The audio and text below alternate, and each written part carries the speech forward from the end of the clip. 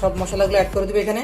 4 চামচ ধনিয়ার গুঁড়া, 4 চামচ জিরার গুঁড়া, 4 চামচ কাবাব মশলা এখানে হাতের কাছে থাকলে দিবেন, না থাকলে পুরাই অপশনাল, স্কিপ করতে পারেন।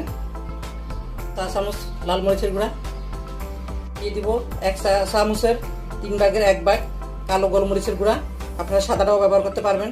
দিয়ে দিব 2 চা চামচ কর্নফ্লাওয়ার, দিয়ে দিব স্বাদ মতো লবণ, দিয়ে দিব আদা বাটা রসুন বাটা দুইটা মিলে 1 চা চামচ, সয়া সস দিব, 1 চা চামচ হোমমেড টমেটো সস, এটা আমার নিজের হাতের বানানো।